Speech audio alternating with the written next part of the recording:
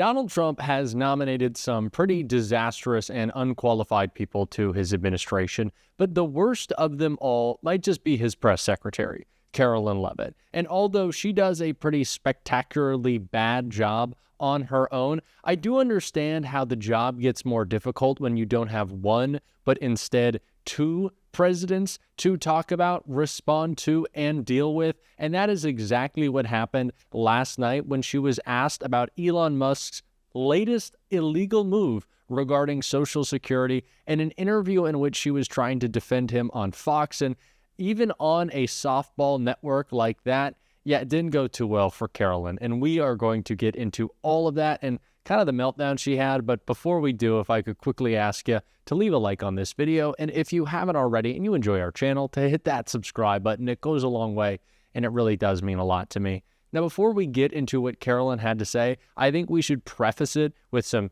added color, important context from Jessica Tarlov, who was kind of explaining the same things that Karoline Leavitt is trying to wiggle her way out of. Have heard, and you say if Joe Biden had done this, if Joe Biden had shown up at the Daytona 500 while there were people living under emergency declarations and passing away in Georgia, a tree fell into a guy's house and ended up killing him. Do you think this is a fair comparison? Oh my God. That you're taking? Oh my God. This is not a hurricane event. You're talking about storm. So he needs to respond to every single death? No. Then he wouldn't be president. Well, he needs to, I think, say something when the whole point was criticizing Joe Biden for absolutely everything that he ever did. Because he never did anything. Start with North Carolina. That's not true. We've gone through it multiple times about how quickly he signed emergency declarations. How about East Palestine? How about you just say that maybe you shouldn't be driving around a race car track when this is going on? You need to talk about the 3,400 people from the fire service that were fired, for instance. I mean, Donald Trump was out in California talking about how we need more people working on this, that you need to be raking the leaves. Then we're firing people. There, 57% of the land in California is run by the federal government. So you need to do that. Firing these disease detectives when we have measles outbreaks. You could talk about that. Go out to your home constituents and talk about that. The nuclear weapons workers that were fired and then they had to get rehired because that was a mistake. Or even on a day like today, and I understand that the plane flipped over in Canada, that they're firing air traffic controllers and they're showing no cause, not based on performance or conduct for doing that. They did it Friday night on Valentine's Day at 7 p.m. So Not you talk Valentine's Day. The best day of the year. No, but those are real stories that are affecting Americans on the ground. All right. Yeah, the Doge bags working alongside Elon Musk are not super geniuses. They are not the smartest people in the world. They're not even having basic qualifications to serve in the positions that they are. These people are causing problems, and they're also causing tension between Donald Trump and Elon Musk. And that is really easy to observe, especially if you're paying attention to the discussion of their partnership in the right-wing media ecosystem, because there's so much conversation about, no, these guys love each other. They're really just trying to hype them up, which kind of instructs how I think about the relationship. But the best example of this, of course, did come from Karoline Leavitt when she had this to say right here.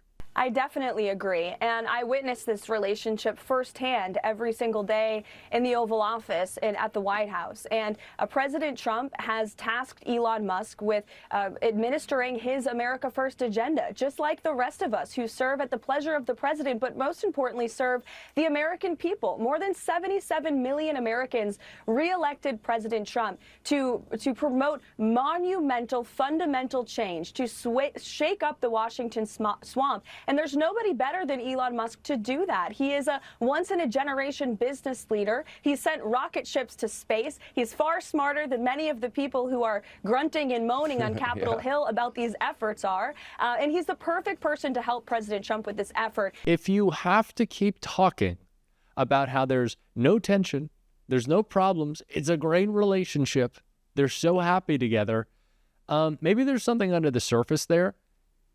Maybe there's a little bit more than meets the eye. When Donald Trump was asked about Elon Musk behind the Resolute desk on the cover of Time magazine, I think we got the best glimpse into this. Just to kind of, he was just angry. He loves Time magazine historically, always talking about how proud he is to be on the cover. And his response was like, oh, are they still in business? Clearly, it got under his skin. And of course, Elon's failures are really bothering him. The latest being his insane attack on Social Security. Karoline was responding to that right here. He is now delivering on it. And I've been fighting fake news reporters all day long here in the Washington, D.C. swamp who are trying to fearmonger the American people into believing that this administration is going after their hard-earned tax dollars and their hard-earned Social Security checks. So I want to set the record straight on your show tonight, Sean, and I'm very grateful for the opportunity to do so. President Trump has directed Elon Musk and the Doge team to identify fraud at the Social Security Administration. They haven't dug into the books yet, but they suspect that there are tens of millions of deceased people who are receiving fraudulent Social Security payments. So rest assured to all of the people watching your show tonight, if you paid into the system honestly, you will continue to receive your Social Security checks. Do not buy into the lies from the legacy fake news media who are trying to fear you and scare you into believing otherwise. This is what we've seen them do about President Trump for years with every promise that he has made, and he's going in there to protect your hard-earned money. That is the ultimate goal. Two things on those two short clips. So the first being the acting head of Social Security just had to resign because of the illegal action Elon is taking to invade the agency. So I think people do have a reason to be worried about their Social Security. And what does Karoline mean when she says, if you paid into it, you'll get it? Does that mean if you paid into it and you're already on it? Does that mean if you've paid into it for 20 years, 10, 15? I've paid into Social Security. What does that mean? That doesn't really communicate a lot. And again, this is kind of all part of it. They want to give us as little information as possible as Elon rips the system apart. And that's their ultimate goal. It's incredibly scary for one of the most important institutions in America. And Lawrence O'Donnell did a great job talking about that in a clip I want to check out right here. Well, the breaking news of the night is that Elon Musk is now inside Social Security. And so for the first time in American history, Social Security payments are not guaranteed. Since the delivery of the first Social Security check in 1940 to the first Social Security recipient, Ida Mae Fuller, Social Security checks have never been a day late or a dollar short, not once. But Elon Musk's illegal specialty when he takes over agencies of the federal government is to stop payments. And so the 71 million people who receive Social Security payments every month for the first time in history can no longer be sure if the next payment is coming. Michelle King was the acting commissioner of Social Security until either yesterday or today.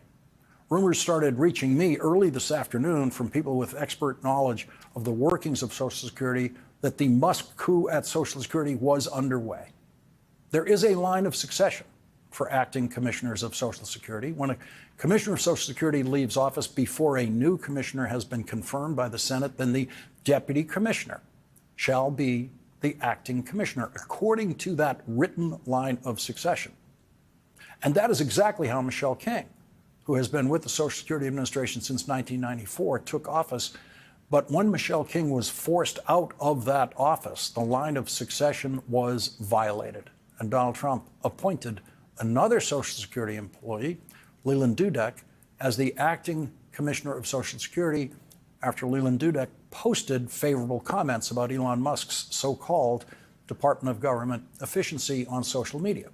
Leland Dudek was a senior advisor at Social Security for the Office of Program Integrity. That means he was an IT guy. The IT guy is now the acting commissioner of Social Security, the single biggest item in the federal budget, way bigger than the Defense Department.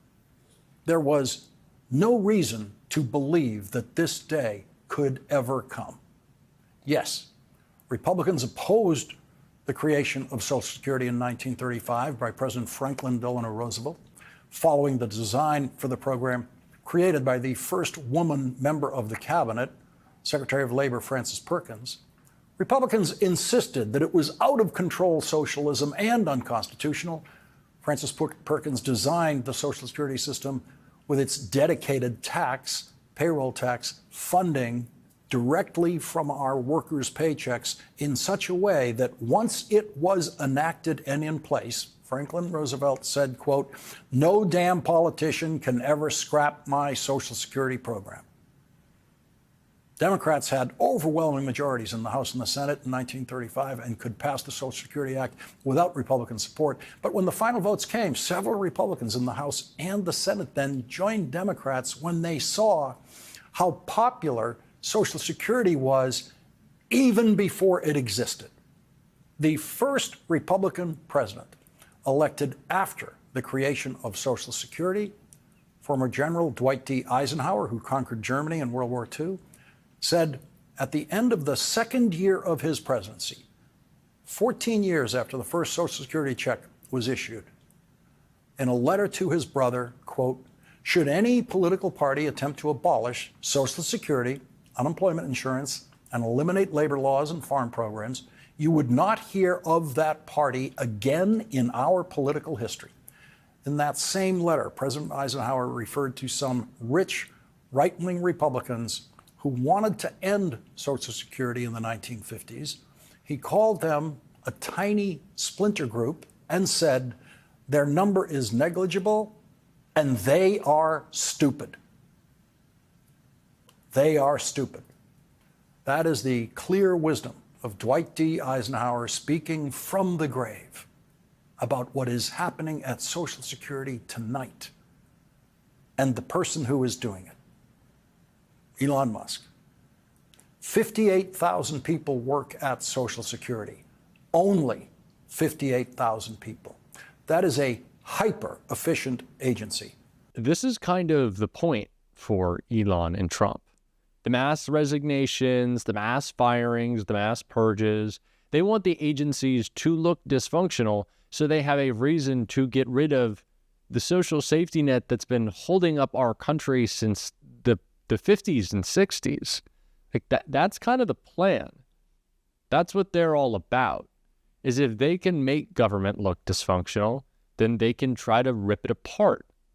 And so that's why it's so important for people to continue to fight back and make clear the reasons they have to resign or the reasons they're being fired, for us to lift up those reasons and talk about them, which of course we're going to be doing on this show every single day. And if you want to support that, as always, you can hit that subscribe button. You can leave a like on this video. And if you stuck around to the end, drop a blue heart in the comments. Until next time, I'll see you soon.